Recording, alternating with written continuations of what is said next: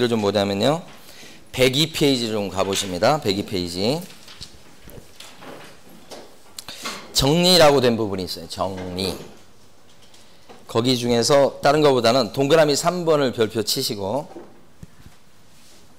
우리 사장님은 중개가 완성되었을 때 고객분한테 배상 책임 보장에 관해서 자기가 보증 설정한 내용 있으면 설명해 주게 돼 있어요. 그리고 관계증서 사본을 뭐요? 교부하거나 그 관계증서에 관한 전자문서를 뭐요? 제공해라 이렇게 돼 있단 말이야. 이게 동그라미 3번 별표 치시고, 이게 중개대상 물건에 대한 확인 설명하고 달라요. 중개대상 물건에 대한 확인 설명은 언제 하죠? 완성되기 전. 보증 내용을 지금 설명하는 거 아니에요? 보증 내용? 언제 설명해야 돼요? 완성된 때예요. 계약서 썼을 때란 말이에요. 그 두 가지를 바꿔서 물을 거니까 그걸 딱 대비하셔야 됩니다. 밑줄 그어놨죠? 중개 완성된 때라고 하는 거예요. 자, 그 다음에 넘어가셔서 이제 어디 가냐면 105페이지 가보실게요.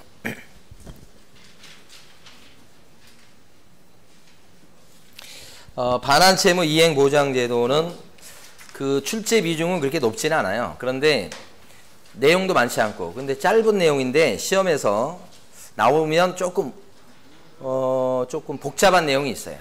그래서 자, 어떤 거냐면, 아이고, 이 사진이 언제 찍 사진인 줄 아세요? 10년도 넘었어요. 이때로 다시 돌아가고 싶어요. 자, 예치제도. 예치제도는 뭐냐면, 요 사람이 계약을 할 적에 말이에요. 계약금 넣고 중도금 넣고 잔금 넣고 막 그럴 상황인데, 이때 이제 요 물건에 대해서 문제가 있는 거예요. 이 물건에 대해서 보니까 압류가 몇 건씩 있고 막 그래요. 그러니까 요 매수인 쪽 입장에서 봤을 때 계약금을 주면서도 좀 이제 안심이 안 되는 거죠. 돈은 줬는데 결국 제대로 이행이 안 돼서 혹시 계약금 뜯길까 봐. 그러니까 위험하죠.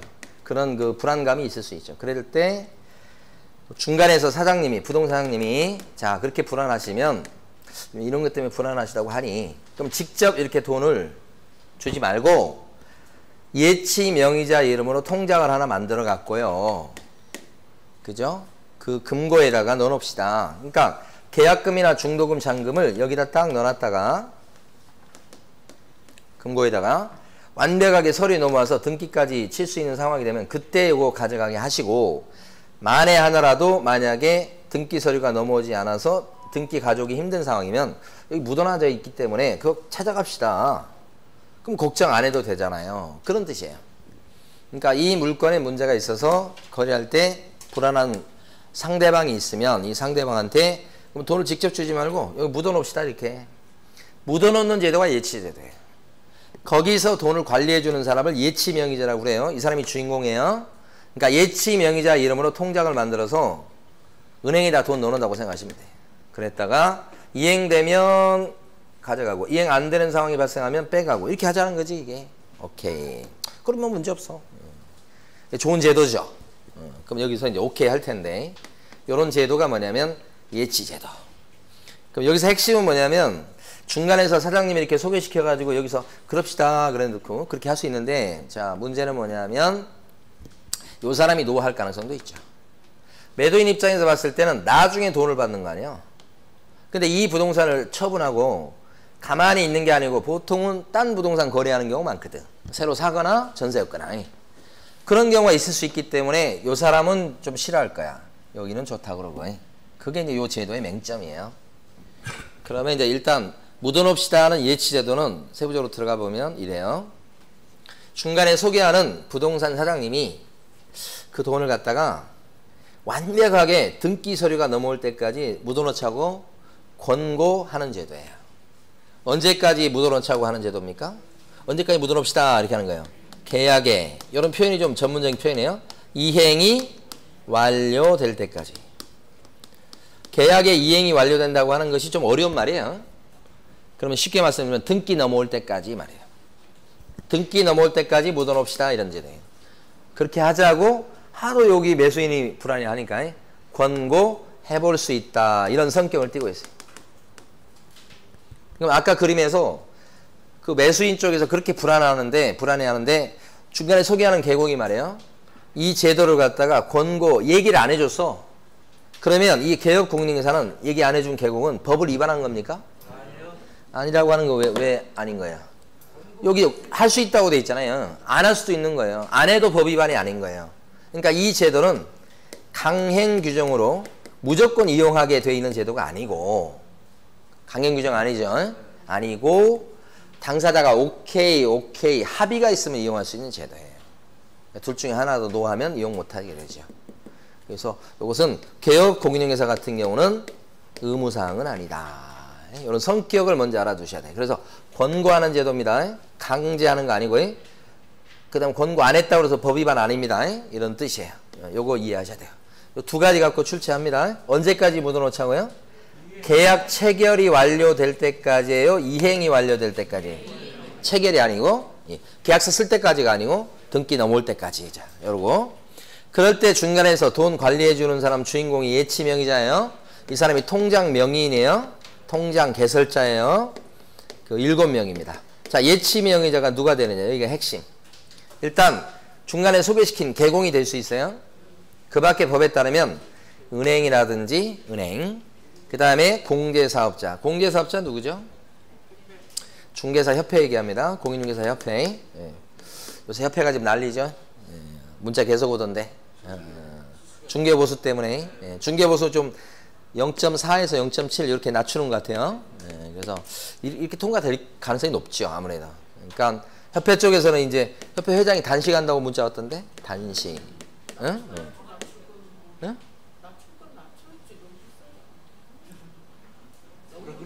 내로남불. 응? 그렇게 생각하면 안 돼. 사람은 자기 입장에서 생각하는 거예요. 누구든지. 저는 저 입장에서 생각하고 여러분 입장에서 생각하는 거지. 여러분이 저 입장이 돼봐라 이렇게 얘기하는 건 희망사항이고 그렇게 되기가 힘들어요. 그러니까 요쪽 그래서 이제 저 업계에 있으신 분들은 다 자기 주장하는 거예요. 그거 뭐 나쁘다 이렇게 얘기하기가 힘들어요. 사람은 다 그러니까. 근데 어쨌든 이거 이따 또 말씀드리겠어요? 야, 이런 거 있어요. 협회 회장은 이때 단식을 좀 해줘야지 또 재선될 가능성이 있는 거지. 협회를 뭐라 그래요? 공제사업자. 예, 그 다음에 또요? 신탁업자, 신탁회사 이렇게 불렸던 거 신탁업자. 그 다음에 뭐요? 보험회사. 예? 저한테 보험금 안 준 보험회사. 예. 그 다음에 뭐요? 채신관서. 이건 채신관서는 우체국 얘기예요. 우체국. 그 다음에 뭐 전자는 뭐냐면 이행, 대행, 전문회사 이렇게 에스코로 회사 이렇게 배우실 때도 있을 텐데 개론에서. 네, 이렇게.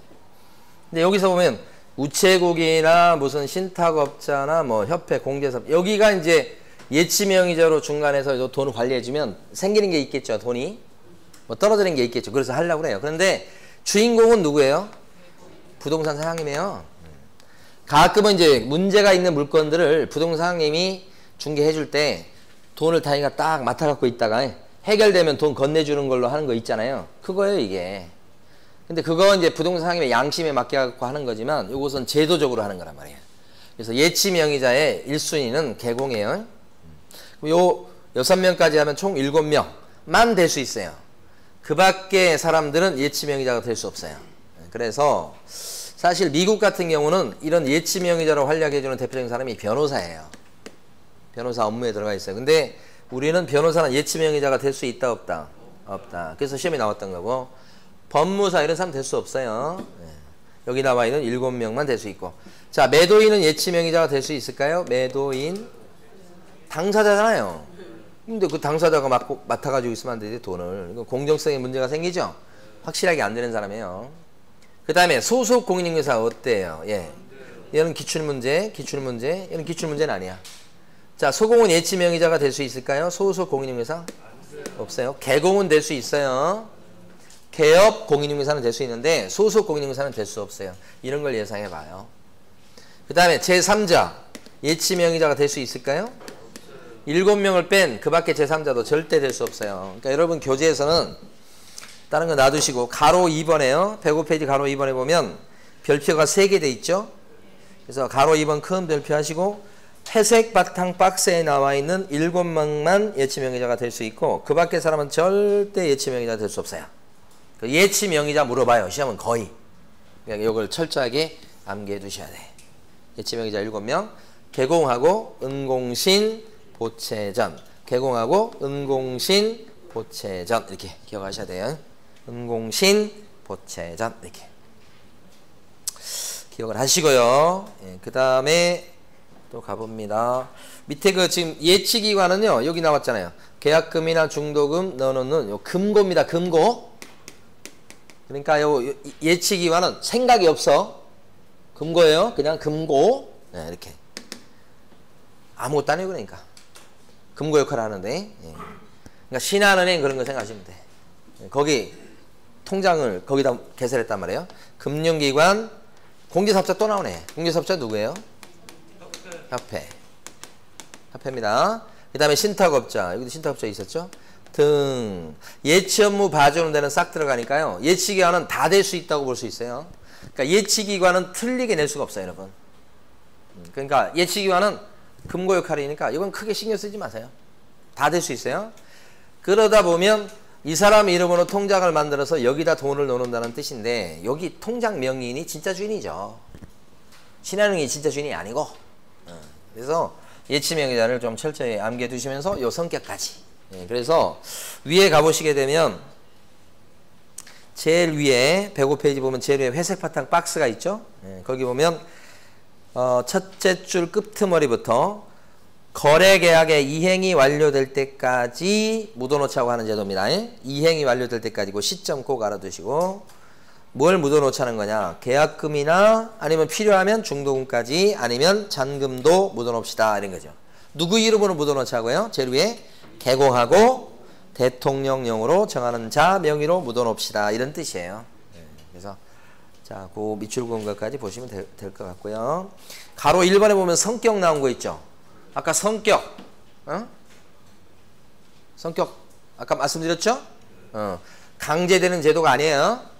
그리고 권고 안 했다고 해서 법 위반이 되는 것은 아니다. 이렇게 여기까지 보시면 되고 넘어가십니다. 다음 페이지 가시면 가로 6번이 나옵니다.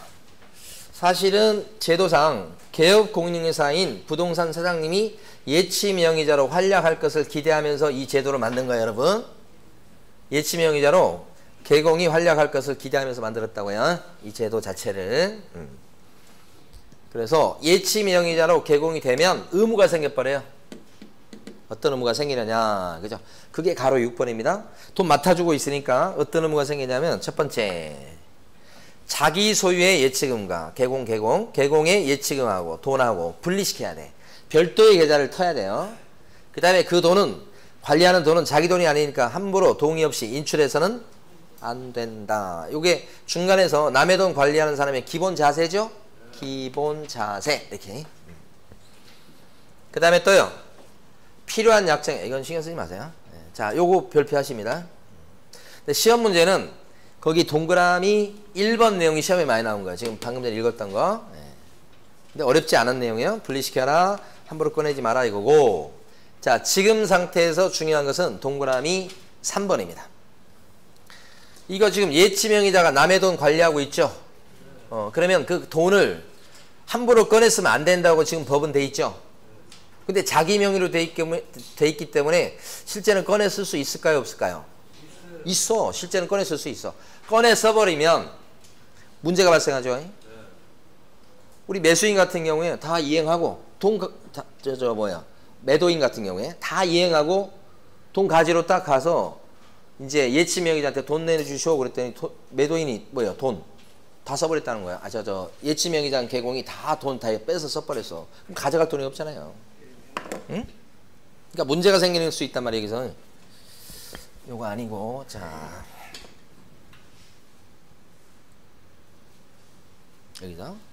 여기서 관리하고 있는데 제대로 이행이 잘 됐어. 그럼 여기가 돈 가지러 올 거 아니야. 돈이 없어. 개공이 빼먹어서. 그럼 잘 관리한다고 볼 수 없죠. 그 위험성이 있잖아요. 응? 이행이 안 되는 순간에는 요 사람이 가지러 올 거야. 그럼 관리하는 예치명의자 개공이 자기가 그걸 돈을 빼먹어 버리면 이 사람이 가지러 왔을 때 돈이 없잖아. 가져갈 돈이. 어쨌든 문제가 생길 수 있죠. 그러니까 빼먹으면 안 돼. 그런데 빼먹는 걸 어떻게 해? 100% 막을 방법이 없잖아요. 그래서 뭐 하라는 거예요? 보험에 들어놔라 이 말이지. 누구 보고? 예치 명의자인 개공 보고 야 그러지 말고 너 보험 들어. 그게 바로 뭐예요? 이거예요. 자 별표 칩니다. 가로 6번에 동그라미 3번 보면 개업공증사는 첫째 줄부터 밑줄 긋고요. 예치 대상이 되는 계약금 등에 해당하는 금액을 자 여기를 형광펜을 칠하십니다. 지금 다시 예치 대상이 되는 계약금 등에 해당하는 금액을 여기는 형광펜 칠하셔야 돼요. 여기는 그 예치 대상이 되는 계약금에 해당하는 금액이 뭐예요? 묻어놓은 돈이에요. 줄여서 첫 글자 예치하고 마지막 글자 금액을 붙이면 말이 돼요. 그 두 개 붙이면 뭐라고 불러요? 예치 금액.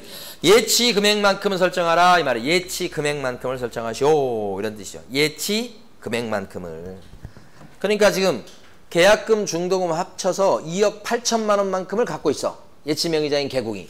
그러면 보증 설정 얼마만큼 해야 돼? 2억 8천만큼 해야 된다는 말이에요. 그게 그거예요. 너무너무 중요해요. 별표도 치시고 그래야 이제 안심할 수 있지. 혹시 빼먹는다고 해도 어떻게 해요? 보험에 들어놨기 때문에 보인 설정해 놨기 때문에 떼일 일은 없죠. 근데 만약에 가로 6번 보세요. 예치 명의자인 개공이 분리시켜 놓지 않거나 보세요. 함부로 꺼내 써버리거나 이거 다 법을 어긴 거예요. 그 다음에 보증 설정을 해야 되는데 보증 설정도 안 했어. 그죠? 얼마만큼? 예치 금액만큼 설정해야 되잖아요. 예치 금액만큼 설정해야 될 걸 그것도 안 했다고 이게. 그러면 다 법을 어긴 거야. 누가? 예치 명의자인 개공이. 그러면 벌 받아야지. 어떤 벌을 받아요? 업무정지. 그 제목 밑에 보시면 별표가 2개 돼 있으면서 가로 6번 제목 밑에 위반시 뭐라고 나와요? 제목 밑에 업무정지라고 써져 있죠? 2번 시험에 나온 거예요. 등록 취소까지는 아니고 뭐예요? 업무정지. 106페이지 보고 있어요. 106페이지에 가로 6번에 파란 바탕에 박스 밑에요. 위반했을 때는 업무정지입니다. 별표 2개 된 거 그걸 꼭 기억하셔야 돼요. 우리 전 시간에 배울 때 이거 배웠었잖아요. 개공이 중개사고에 대비해서 어쨌든 간에 업무개시 시험관이 뭐 1억 이상, 2억 이상 보증 설정하시오. 그거 배웠죠? 그것도 보증 설정이에요. 근데 여기 개공이 또 보증 설정하죠 지금. 이건 액수가 어떻게 해요? 묻어놓은 금만큼, 돈만큼 이렇게 되잖아. 그러니까 중개사고에 대비해서 보증 설정할 때는 1억 이상, 2억 이상 이렇게 하게끔 돼 있잖아 무조건. 그거하고 이건 별개란 말입니다. 응? 그러니까 개공이 예치명의자가 되면 보증 설정을 2번 하는 거예요. 중개사고에 대비한 거 1억 이상, 2억 이상 그거 있고 그 다음에 예치금액만큼 또 하는 게 또 나오죠? 네, 2배. 자 여기까지 보시고 그 다음에 이제 오른쪽에 가시면 사전수령 제도가 있어요. 문제는 아까도 말씀드렸잖아요. 자 여기 중립적 기관에 돈을 묻어놓습니다. 예치명의자 이름으로 통장을 만들어 가지고 예치명의자 정이 돈을 관리합니다. 근데 예치명의자는 사실은요 신한은행에 넣어놓고 관리합니다. 예를 들어 쉽게 말씀드리면 그런 거예요. 지금 통장 명의는 정이고 그런데 이렇게 관리했다가 완벽하게 이행이 되면 서류 넘어오고 그래서 등기가 나는 순간에는 그때는 별 문제가 없어요. 이 돈을 여기서 빼가면 돼요. 그죠? 근데 이제 만약에 여기서 이행이 안 되게 되면 그때는 여기서 돈 요리 가져가면 돼. 여기가 매수인 쪽이겠죠. 그렇게 될 건데 문제는 뭐냐면 이 사람이 묻어놓자고 했을 때 중간에 개공이 묻어놓읍시다 그랬을 때 이 사람이 오케이 해줘야 돼. 근데 이 사람 입장에서는 완벽하게 서류가 넘어간 뒤에 그 다음에 이 돈을 빼갈 수 있다고 한다면 싫어. 이 사람은 아까도 말씀드렸듯이 이렇게 부동산을 처분하고 가만히 있는 게 아니에요. 보통 딴 데 가서 부동산 다시 사요. 전세였거나. 그래서 이제 그런 문제점이 있기 때문에 그러면 자기 돈 가지고 계약금이나 중도금 줘야 되잖아. 그러니까 여기는 노예요. 그러면 이 제도는 이용 못해요. 그러면 이 제도가 이용되려면 반드시 미리 요 매도인 쪽에서 돈을 빼갈 수 있도록 하는 장치가 필요하다. 그래서 여기서는 여기 지금 예치명의자 정의 관리하는 돈이 있을 거 아니야? 계약금이나 아니면 중도금, 잔금 관리하는 돈 아까 2억 8천원이라면 2억 8천 그걸 빼갈 수 있도록 합니다. 미리. 그러면 여기도 뭐요? 좋아 그렇게 되지. 그러면 묻어놓는 제도가 의미가 있을 수 있죠. 예.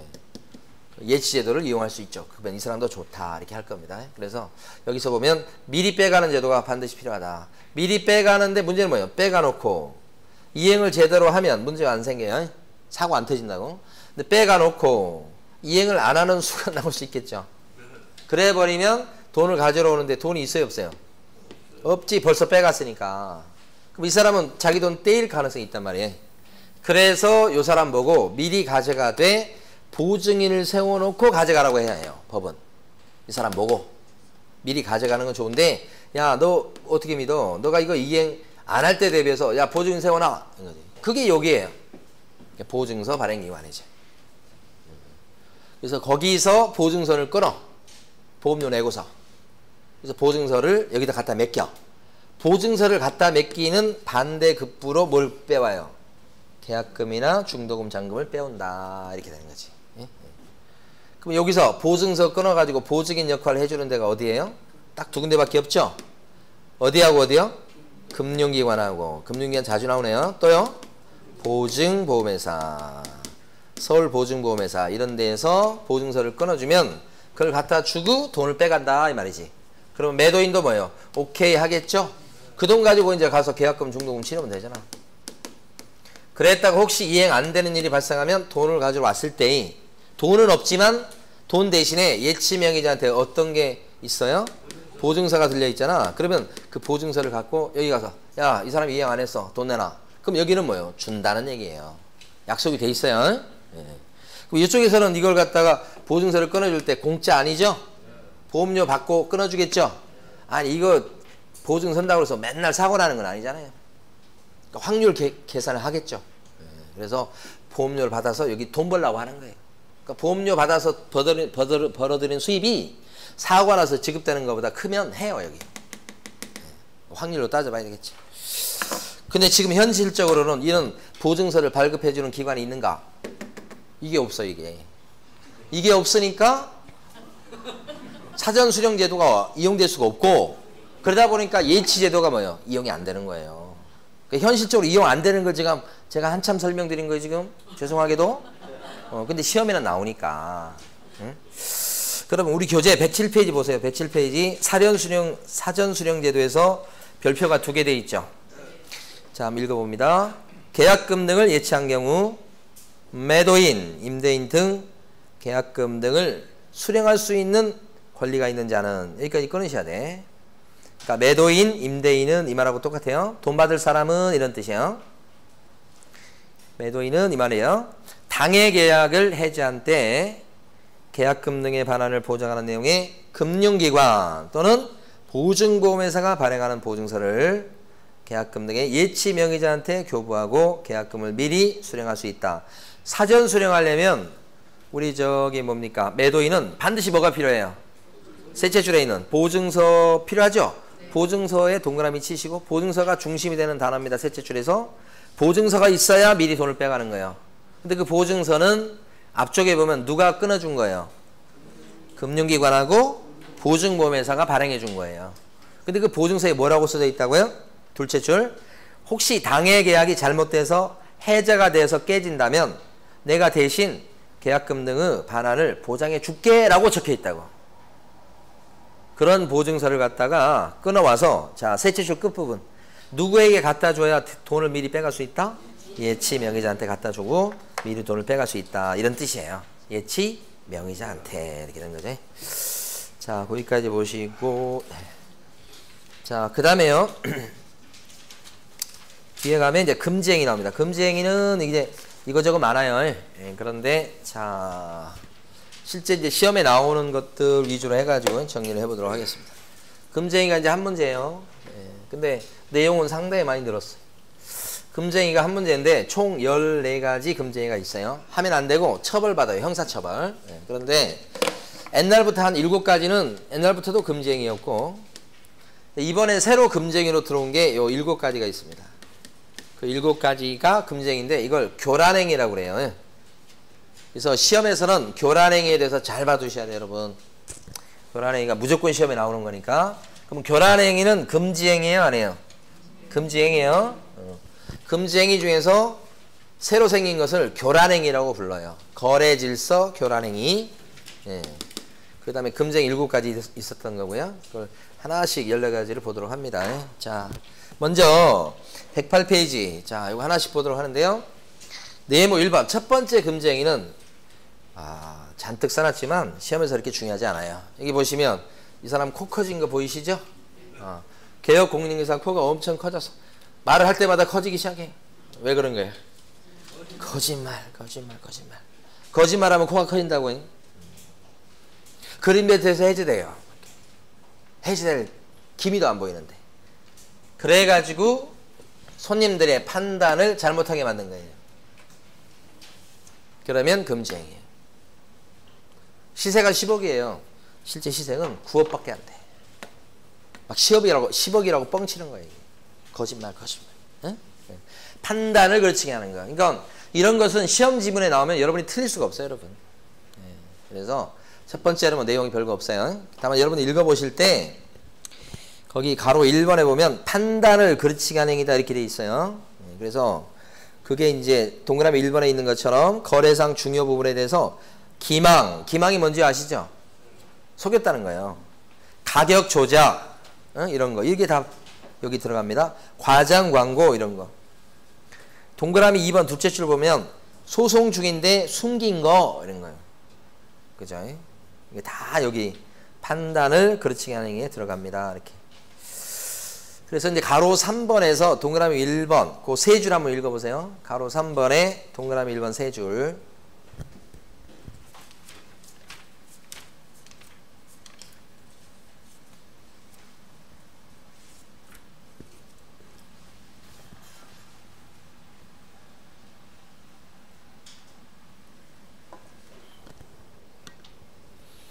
이 부동산 사장님이 어떤 사람이 와가지고요.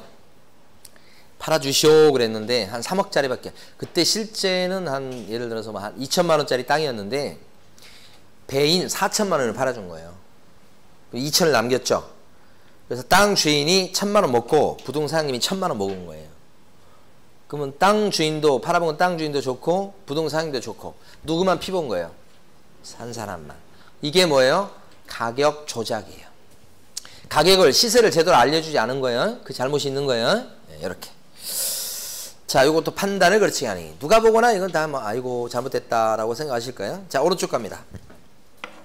금지행위 중에 두 번째예요. 이게 이제 칠판에 있죠. 금지행위 그러니까 14개 중에서 많은 사례가, 그러니까 좀 사례가 많은 게 두 가지가 있죠. 그 중에 하나가 이거예요. 초과해서 중개보수를 받은 거예요. 초과보수라고 얘기할 수 있는 거. 복비 많이 받은 거예요. 자, 중개보수는 법정 한도가 정해져 있죠. 예를 들어 0.5%다 이런 식으로 법정 한도가 정해져 있어요. 금액으로 따지면 100만 원이다 이렇게 정해져 있는데 법정 한도를 넘겨서 받으면 금지행위로서 걸린단 말이에요. 그러니까 복비는 중개보수는 한도가 있다. 많이 받으면 걸린다 이런 뜻이에요. 이건 뭐 다 아시는 거예요. 그 한도를 지금 낮춘다는 거 아니에요. 0.9가 아니고 0.7 뭐 이렇게 낮춘다는 거니까. 부동산 사장님들은 싫어하죠. 근데 낮추는 것보다 더 싫어하는 게 하나 있어요. 이번에 이제 그 부동산 사장님들의 어떤 수건이랄까 그게 뭐냐면 고정요율이에요. 고정요율.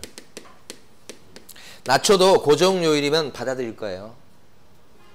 뭐 못 이긴 체하고 받아들일 거예요. 그러니까 예를 들어서 뭐 3억이다 그러면 무조건 0.4 뭐 이렇게 고정으로 못 갖게 한다는 거예요. 뭐 7억이다 그러면 어떻게 좋아 0.4 이렇게 딱 고정률로 하자 이거예요. 그러면 받아들일 거야 아마.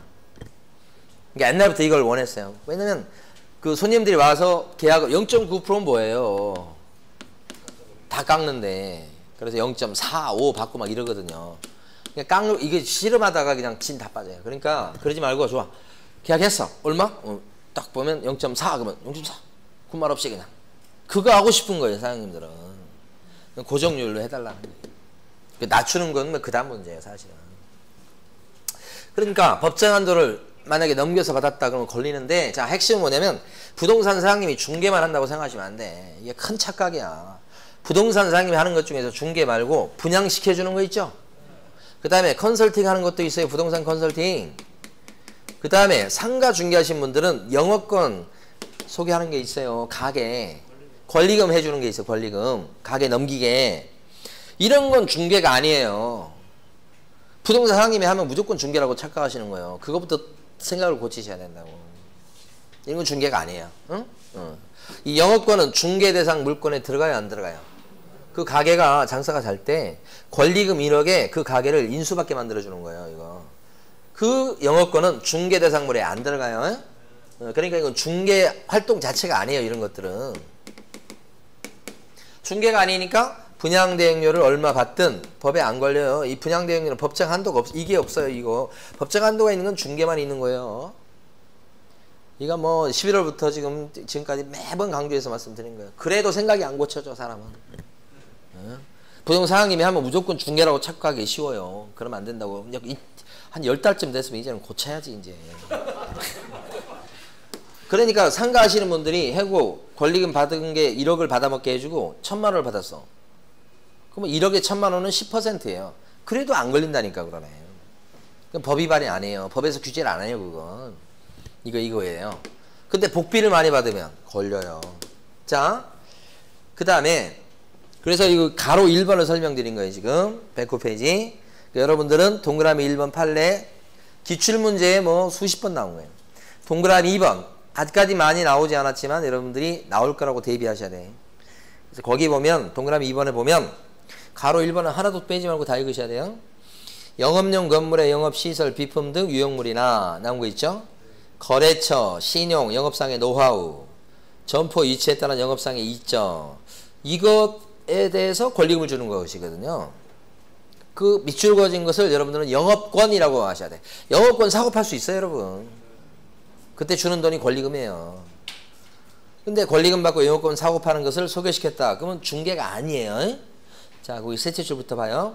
같은 법 제3조 법 시행령 제2조에서 정한 중개 대상물이라고 할 수 없으니까 이러한 유무형의 재산적 가치의 양도에 대해서 이른바 권리금 등을 수수하도록 중개한 것은 구부동산 중개법이 규율하고 있는 중개행위에 해당되지 아니하고. 그랬죠? 중개 아니라고 그러잖아요.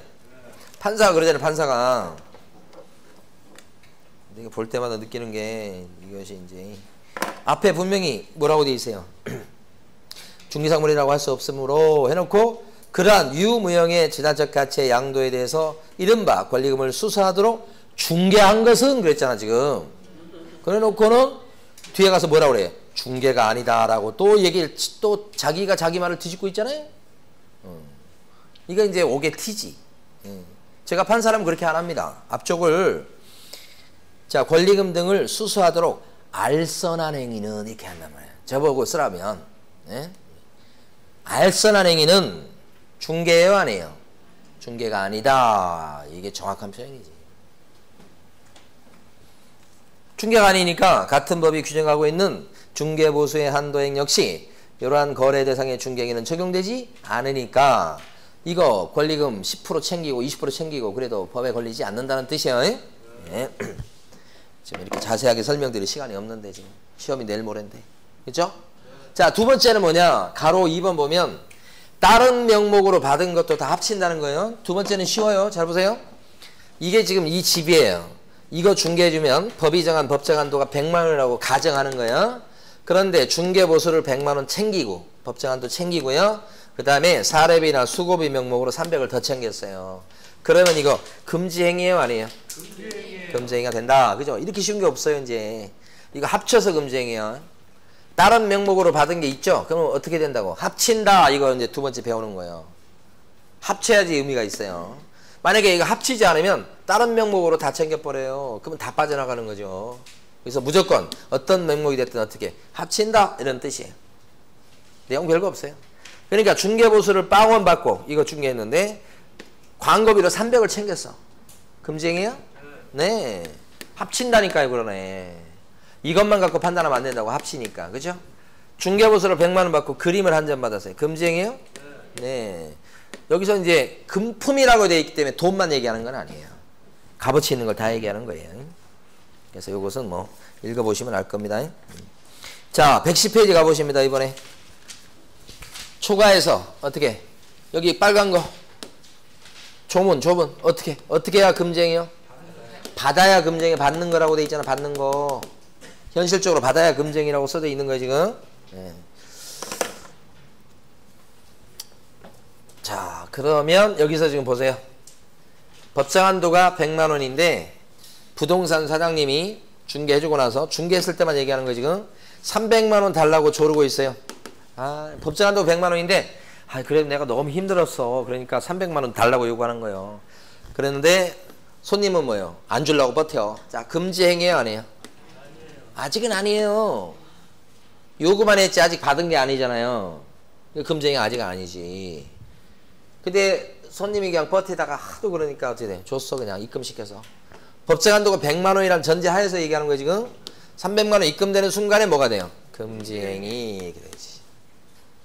근데 문제는 이렇게 입금시켰다가 나중에 입금시켰던 손님이 다시 찾아와가지고 돌려달라고 하는 거 200만 원 너무 많이 줬다고. 100만 원 넘어서 200만 원 더 줬으니까 돌려달라고. 나중에 와가지고 어디서 들은 얘기가 있어서 와가지고 막 돌려달라고 하고 안 돌려주면 구청 가겠다고 하면서 야단이야. 그래가지고 놀래가지고 급히 돌려줬어 200을. 그러면 챙긴 건 100만 원밖에 없죠? 금지행위예요, 안 해요? 금지행위야 이것도. 돌려줘도 소용없어. 그것도 시험에 나왔어요. 늦었어 돌려주는 거. 이미 입금되는 순간에 받았기 때문에 금지행위가 돼요. 돌려주는 것도 소용없어요. 금지행위냐 아니냐를 판단하셔야 돼요. 시험 문제는. 300만 원을 받았어. 100만 원이 법정 한도인데. 근데 받은 게 당좌수표로 받은 것이었거든요. 나중에 은행 가서 지급 청구했더니 은행에서 잔고가 없다고 지급을 거절당했어. 그거 부도예요. 그럼 금지행위 아니에요? 부도 나도 금지행위인 거예요. 이거 받았잖아 일단 당좌수표를. 받으면 금지행위다 이렇게 보는 거지. 그래서 거기 보면 가로 3번에 동그라미 1번 밑줄 그은 거 요구 약속만 했지 실제 받지 않으면 안 걸려요. 그쵸? 그 다음에 동그라미 3번 수수료 등의 명목으로 법정 한도를 초과하는 액면금액의 당좌수표를 받았다가 그것이 사후에 어떻게 됐다고요? 부도 처리가 됐을 때 금지행위에 해당이 된다. 당좌수표 나오면 무조건 금지행위입니다. 여러분 그렇게 생각해 버리시면 돼요. 부도 나요? 당좌수표 나왔죠? 그러면 그 지문에 무조건 부도 났다고 나올 거예요. 지급 거절됐거나 돌려줬다 이렇게 나와. 그러면 그때는 뭐예요? 그래도 금지행위다. 됐어요? 순가중개계약이라고 지금 동그라미 2번에 나오죠? 여러분들 순가중개계약은 칠판에 지금 써놨어요. 지금 나중에 여러분이 많이 하실 순가중개계약이야. 이게 뭐냐면 요 손님 요 갑이 집 하려고 하면서 땅일 때 많은데 집을 예를 든 겁니다. 보니까 집을 내놓으면서 2억만 받아주시고요. 나머지는 복비 별도로 못 드리지만 알아서 챙겨가세요. 이 금액이 얼마든 간에 다 인정해 드릴게요. 뭐 인정작업이라고 하기도 하고 그럽니다. 오케이. 그러면 그런 이제 신나요. 그래서 순가중개계약은 순가가 요 2억을 얘기합니다. 그 중개계약은 내놓은 거죠. 2억만 받아주시오. 알아서 챙겨가시고 이렇게. 그러니까 막 신나서 열심히 해가지고 오는 손님들한테 괜찮은 물건 싸게 나왔다고 막 소개해가지고 얼마의 계약이 되게 많냐면 2억 3천만 원. 그런데 2억은 갑의 통장으로 들어가지만 사바사바 해가지고 3천만 원은 자기 통장으로 입금시킨단 말이에요. 자기 통장으로 입금시키면 여기가 눈치챌 수 있으니까 아내 통장으로 입금시킨다. 그러면 3천만 원 챙긴 거지. 2억에 팔아주고 3천을 챙겼으니까 이거 얼마 챙겨요? 10% 넘어가잖아요. 많이 챙겼죠? 이러면 뭐예요? 드디어 빨간불 금지행위가 됐다 이 말이지. 언제 금지행위가 되는 거예요? 입금되는 순간에. 응? 근데 여기 뭐예요? 그 전에 아직 계약이 되기 전에 2억만 받아주시고 알아서 챙겨가세요. 오케이 막 신나가지고 이 순간에는 금지행위가 아니에요. 아직은 아니지. 챙긴 게 없잖아 지금. 응? 오른쪽에도 그림 나와 있죠? 그러니까 순가중개계약을 체결했다. 그것만 갖고는 금지행위가 되지 않아요. 언제 금지행위가 되죠? 챙겼을 때, 받았을 때, 입금됐을 때 금지행위가 된다. 이렇게 그걸 얘기하는 거고요. 그 다음에 또 넘어갑니다. 이제 저기 네모 3번. 오, 요게 최근 시험에 잘 나와요. 중개대상물에 대한 가로 3번 보세요. 네모 3번 보세요. 중개대상물에 대한 뭐라고요? 매매업. 중개대상물에 대한 뭐요? 매매업. 중개상물이 뭐예요, 여러분? 그렇지. 토지, 건물 이런 부동산이죠. 그걸 어떻게 했을 때 걸려요?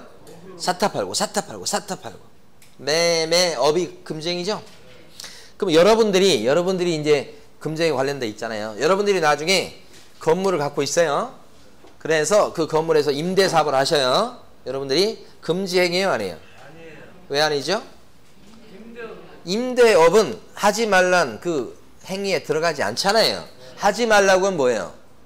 사타 팔고 사타 팔고 매매업을 하지 말라고 그랬지. 임대업은 괜찮아요.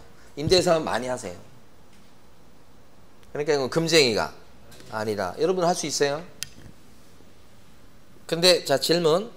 중개법인은 건물 임대업을 할 수 있나요? 중개법인. 근데 여기도 아셔야 돼. 중개법인은 건물 임대업이다 보면 금쟁이가 아니니까 일단 할 수 있을 것처럼 보여. 근데 중개법인은 독특하죠. 14조에 할 수 있는 게 딱 정해졌죠. 그 14조 정해진 것에는 건물 임대업이 안 들어가잖아. 그 못하는 거예요 결국은.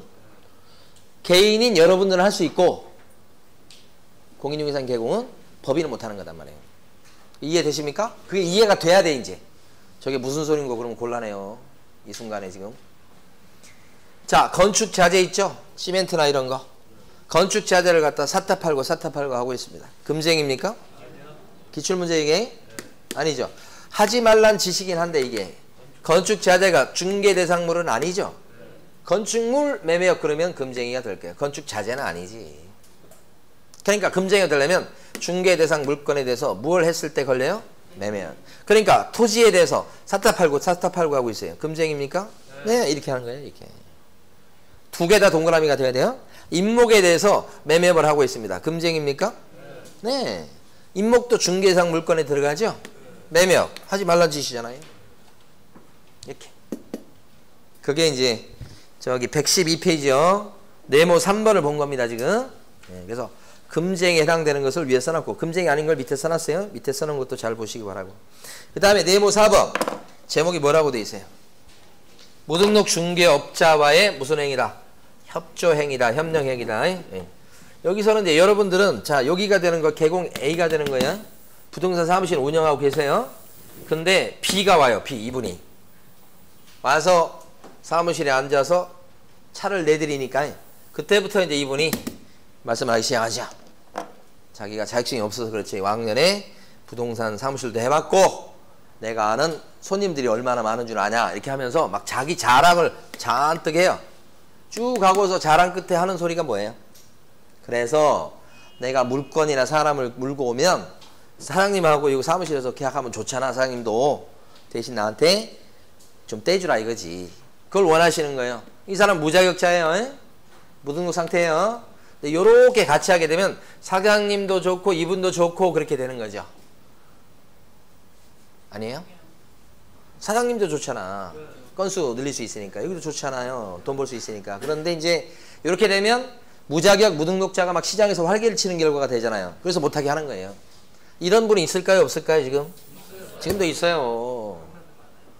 근데 법에서는 이제 걸리게 돼 있는 거죠. 근데 그냥 잘 빠져나가죠.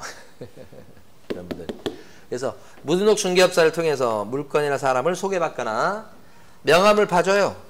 마치 이 중개업소의 직원처럼 직원인 양 명함을 파줘가지고 프리랜서로 활동하도록 합니다. 이 사람. 근데 실질적으로 독자적으로 직원 아니고요. 그렇게 활동하게끔 만들어준 여러분들은 처벌받아요. 그죠? 여기도 처벌받습니다. 무등록 중개업자니까 이렇게 처벌받겠죠? 그렇지? 여기는 이렇게 처벌받습니다. 이렇게. 자, 그 다음에 오른쪽 가면 네모 5번에요. 직접 거래 나왔죠? 직접 거래하고 쌍방대리인데 이게 또 중요해요. 그러니까 사실은 금지행위 중에서 제일 사례가 많은 것이 아까 초과보수 그 사례가 제일 많고요. 그러니까 걸핏하면 이렇게 표현을 써서 그렇긴 한데 여차하면 그냥 많이 받으려고 하잖아요. 보통 이런저런 이유 때문에. 자, 그런데 이제 그 다음에 이제 또 많이 걸리는 게 직접거래예요. 직접거래. 그러니까 부동산인들이 전화했다 하면 둘 중에 하나예요. 직접거래 케이스가 많고요. 아, 이거 초과보수인데 이거 어떻게 해야 되냐 뭐 이런 거 많고. 그 두 가지예요. 나머지 금쟁이는 잘 뭐 이렇게 문제가 안 돼요. 솔직히. 자, 직접거래 뭐예요? 손님이랑 의뢰받은 물건에 대해서 계약을 하는 거죠. 누구랑 하는 거예요? 손님이랑 계약하는 거예요. 그러니까 부동산 사장님이나 일하시는 분들이 그 부동산에 온 손님이랑 계약을 하면 질서를 흐트리는다고 해서 못하게 하는 거예요. 그러니까 의뢰인과 계약하는 거예요. 의뢰인과. 이게 직접 거래예요. 이쪽도 마찬가지입니다. 여기가 아파트를 사러 왔어. 그랬더니 우리 밑에 일하는 직원 중에 한 명이 자기 아파트, 갖고 있는 아파트를 팔아먹어. 그럼 안 되는 거예요. 가게 온 손님하고 일체 거래하면 안 되는 거예요. 가게에 있는 사람이. 응? 이게 직접 거래. 이거 못하게 하는 이유 아시겠죠? 이거 하게 만들어주면 부동산 상님은 중개하는 게 목적이 아니고 괜찮은 물건이 있으면 잡는 거 그냥. 그렇게 하려고 하는 경우가 있거든. 그러면 질서를 어지럽힐 수 있으니까 안 되겠어 그러죠. 이렇게 해도 어떻게 해요? 이렇게 해도 하지 말라고 하고 금쟁이로 하고 이거 이 처벌이 3년 이하 이정이나 3천만 원 이하의 벌금이에요. 그래도 이제 현장에 가면 다 눈이 벌게 이렇게 돼 있어요. 괜찮은 거 없나 이렇게 해가지고 있다고 그러면 그냥 어디서 땡빛을 내서라도 막 잡으려고 하고. 응? 왜냐면 그게 복비 한 푼 두 푼 버는 것보다 목돈을 벌게 돼요. 그래서 이건 이제 사람들이 되게 관심이 많죠. 그래서 사고도 터지고.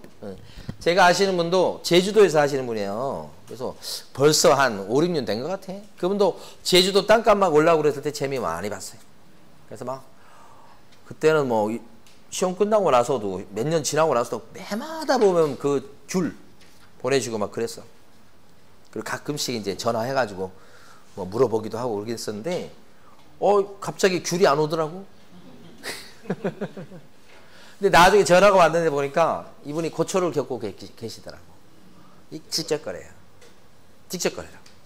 땅 주인이 있는데 땅 주인이 이게 내놓은 땅을 자기가 싸게 잡은 거예요. 그래서 팔아갖고 돈을 많이 버는 거야. 그러니까 그 땅 주인이 이제 그거 알고서 가만히 있지 않은 거예요. 그래가지고 경찰서 119, 시청 119 그래갖고 형사사건이 됐어요. 그래가지고 막 재판받고 있다고 그러더라고요. 그러니까 뭐 귤 보낼 정신이 어디가 있어 지금 재판받고 있는데 그게 건수가 이거 직접 거래예요. 근데 이런 유혹에 빠질 위험성이 누가 됐든 간에 높아요. 사무실에 앉아 있으면 가만히 있어도 그런 물건이 나오거든요. 그러니까 그거 안 걸리게끔 잘하는 사람이 또 능력 있는 사람이긴 한데 하여간 조심하시라고. 그죠? 그럼 핵심이 뭐냐? 의뢰받은 물건인데 이렇게 하면 직접 거래인데 의뢰받은 물건에 대해서 계약을 하려고 했더니 이 사람이 바쁘대. 다른 사람 보내서 의뢰하고 계약을 해서 매매를 자 이거 직접 거래 아니에요? 직접 거래. 이것도 직접 거래다. 이게 핵심이에요. 의뢰받은 물건인데 이 사람이 직접 안 하고 다른 사람을 대신 보냈죠. 이렇게 대리인 또는 수임인이라는 표현을 써요. 여기랑 이런 사람이랑 이렇게 계약을 체결해도 직접 거래가 돼요. 사장님이 잡든 조그만이 잡든 다 직접 거래입니다. 근데 여기가 가장 핵심이에요. 여기 노란 게. 여러분들 교재에서는 113페이지 보시게 되면 네모 5번에 가로 1번에 직접 거래해서 동그라미 2번이 있죠. 그 세 줄이 아주 단골로 나오는 거예요. 그것만 아시면 돼. 대리인하고 했다고 해서 직접 거래 아닌 건 아니에요. 직접 거래 여전히. 대리는 그냥 대신 온 사람이요. 그냥 아무것도 아니에요. 본인하고 한 거고 똑같아. 자, 그런데 이제 요것도 직접 거래입니다. 이쪽도 전세로 들어왔어요. 그랬더니 사장님이 내 오피스텔로 보여주고서 마음에 들어 하니까 전세 계약을 했어. 그래서 그것도 직접 거래가 돼서 처벌받습니다. 처벌받은 사람은 요 사람이 처벌받아요. 빨간 사람이 이렇게 처벌받고 이 사람은 처벌받지 않아요. 손님들은 직접 거래하지 말라고 돼 있는 것은 부동산 시장에서 종사자 일하는 사람만 그렇게 되는 거고 여기는 처벌 대상이 아닙니다. 손님들은 자, 그 다음에 가로 2번 가보실게요. 직접 거래 안 되는 수가 있어요. 자, 칠판에 이렇게 돼 있죠. 직접 거래 안 되는 수가 있다. 그러니까 부동산 상인들은 이렇게 거래해야 된다는 거예요. 이렇게. 그때 여기 보면 두 가지 케이스가 있는데 요게 시험에 잘 나옵니다. 여기. 가만히 보면 갑이 을한테 팔아주시오 내놓은 건데 을 사장님이 개공이 요 병 개공 여러분이 병이라고 생각해 보세요. 병한테 소개시켜서 여러분이 이 부동산을 산 거예요. 그럼 사장님이 개공이 산 거예요. 직접 거래입니까? 직접 거래가 아니게 돼요. 이건 왜 그러냐면 갑이 요렇게 의뢰를 한 게 아니에요. 의뢰가 어떻게 들어갔어요? 을한테 들어갔잖아. 을한테. 의뢰가 요렇게 의뢰가 들어온 게 아니고 요렇게. 이 사람은 요 사람의 의뢰인이에요. 여기가 또 소개시켰잖아요. 이렇게. 그러면 중간에 다른 부동산이 소개시켜갖고 계약을 했다. 그러면 직접 거래에 해당되지 않는다가 그렇게 또 시험에 잘 나와 이게. 그게 지금 보면 가로 2번에 동그라미 1번이에요. 밑줄 그어져 있죠? 네. 공부할 내용 많지 않아요. 그 읽어보시면 중간에 다른 개공이 껴있다는 거죠? 한번 읽어볼게요. 오이 시험에 내놨으니까. 개공이 매도인으로부터 팔아달라고 매도 중개 의뢰를 받은 다른 계공의 중개로 부동산을 매수하여. 여기까지 끊으셔야 돼. 사드렸어요. 근데 다른 부동산이 끼어가지고 산 거죠. 직접 거래요, 안 해요? 아니죠. 여기까지만 나올 수도 있어요. 이렇게만 해도 직접 거래 해당되지 않습니다. 중간에 다른 부동산이 끼어 있으니까. 자, 이번에 이제 샀던 계공이 이번에 팔아먹습니다. 그 다음에 매수 중개 의뢰를 받은 또 다른 개업 공인중개사의 중개로 팔아먹었다. 팔아먹을 때는 어떻게 해요? 중간에 다른 부동산 사무실이 끼어있죠? 그러면 괜찮다는 거예요. 직접 거래 안 된다는 얘기예요. 이렇게 하시라고요. 다른 부동산을 끼고 하시라고요. 좀 중개보수가 들어가더라도 중개보수를 주실 거예요? 안 주실 거예요? 줘야지 더 떳떳하죠. 그렇죠? 이렇게 해서 하시라가 동그라미 1번이에요.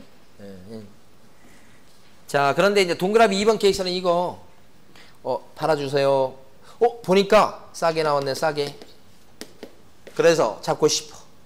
그래서 어떻게 해요? 아내한테 사게 만든 거야. 그럼 아내가 이 부동산을 매매한 것은 직접 거래요? 아니에요? 아니다. 왜 그래요? 남편하고 아내는 재산관계는 어떻게 해요? 남남이에요. 남남이에요.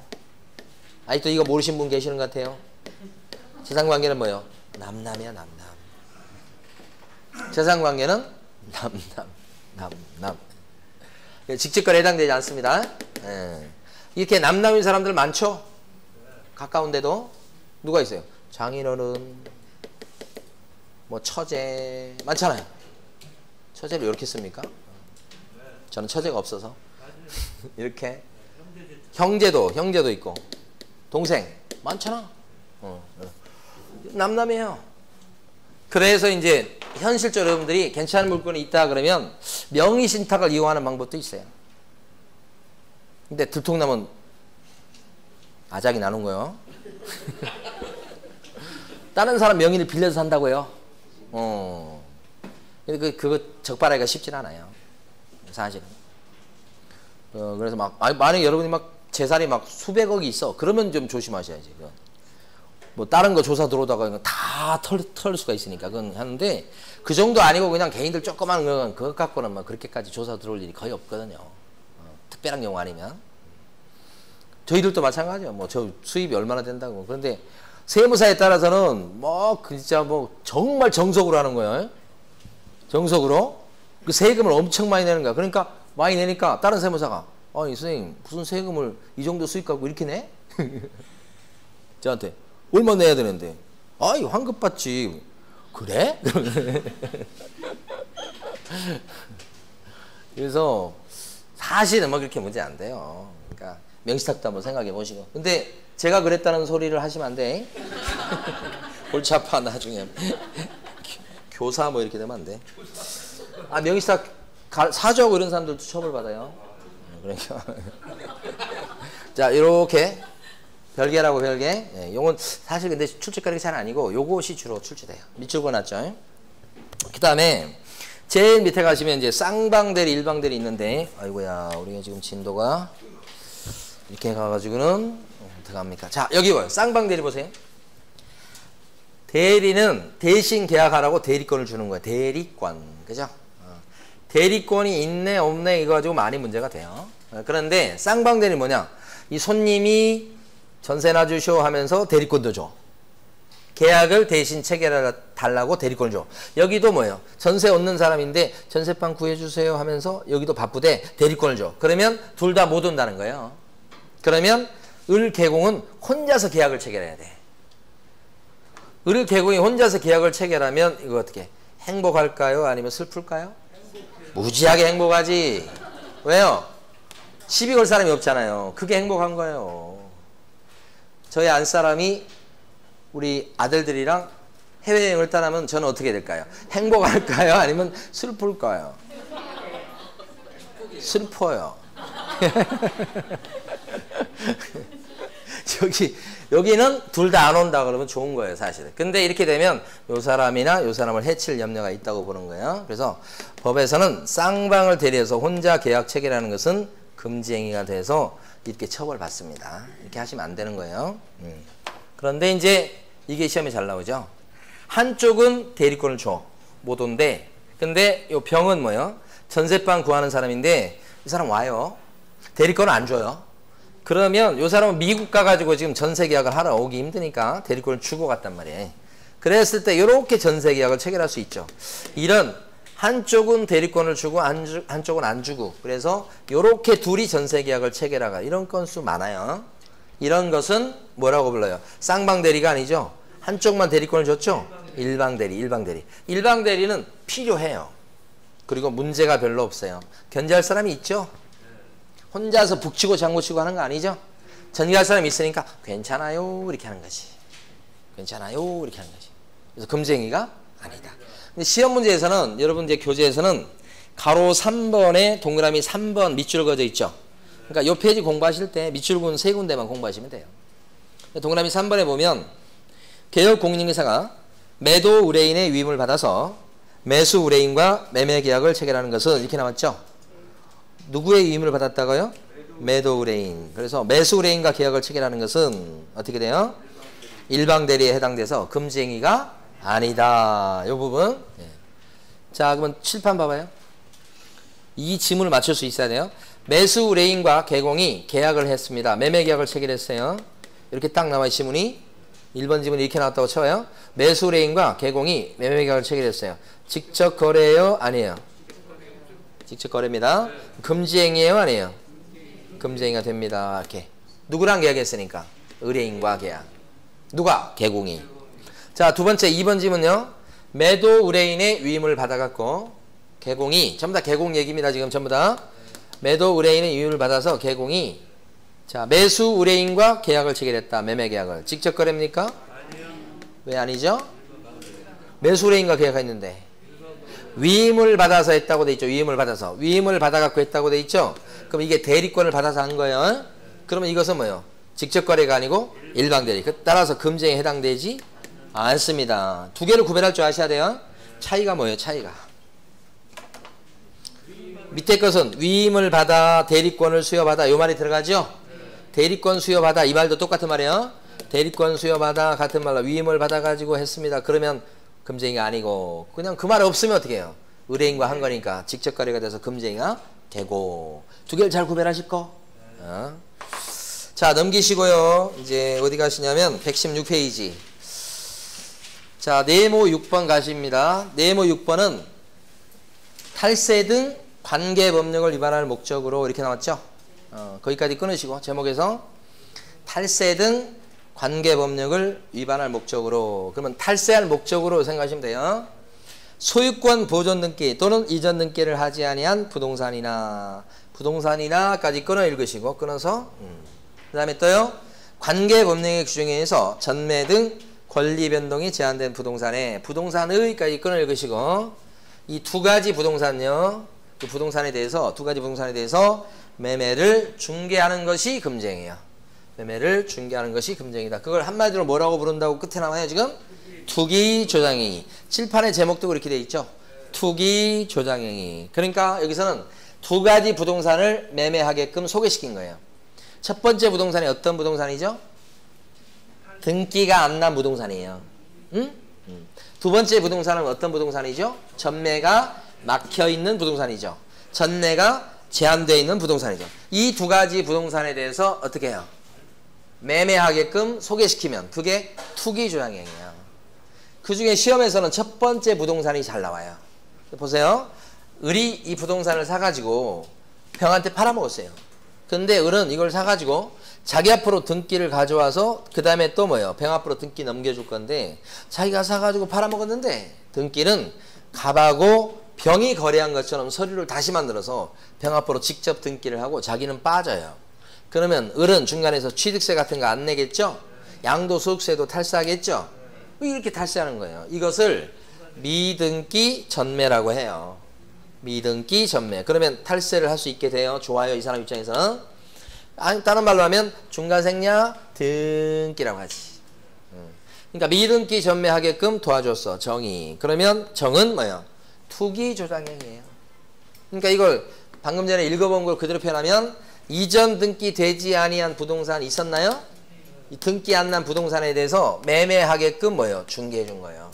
그러면 이런 정의 행위는 뭐가 돼요? 투기 조장행위다. 이렇게 해서 어떤 일이 벌어진 거예요? 을이 탈세를 하게 되지요? 네, 그런 거지. 그러니까 탈세를 하게끔 만들어준 거지. 이걸 투기 조장행위. 여기가 처벌받는 겁니다. 여기가 처벌받는 거고. 근데 요때 이제 혹시 을이 자기가 샀던 가격보다 비싸게 파는 게 보통인데, 특별한 경우에 이 사람이 샀던 가격보다 임자가 안 나타나서 싸게 팔았어요. 그래서 손해를 봤어요, 을이. 그런데 자기 앞으로 등기를 안 가져오고 요렇게 등기를 쳤단 말이에요. 손해봤으니까 더 그렇게 하겠죠. 이랬을 때 그걸 소개시킨 정은 투기 조장행위 저지른 겁니까? 이게 핵심이야. 지금 이 사람이 지금 손해보게 만들어서 욕 더럽게 먹었어요. 이거 을한테. 정이. 요렇게. 그래도 정은 투기 조장행위로 처벌받습니까? 처벌받습니다. 이 사람은. 이게 전매차익을 올리지 못했다고 할지라도 탈세했잖아. 탈세. 취득세 떼먹었잖아. 탈세하게 만들어줬잖아. 탈세 조장행위가 투기 조장행위예요. 그래서 혹시 전매차익을 올리지 못했다고 해도 여전히 뭐다고요? 금쟁이다. 자, 거기 한번 읽어봐요. 밑줄 그은 거. 가로 1번에 박스 안에서 동그라미 2번 밑줄 그은 거 있죠? 자, 개별 공인중개사가 전매차익을 노린 의뢰인의 미등기 전매를 중개했을 때 비록 전매차익이 안 생겼다고 해도 투기 조장행위에 해당된다. 요거에. 아셨죠? 자, 그러면 쉬었다가 네모 7번부터 하겠습니다.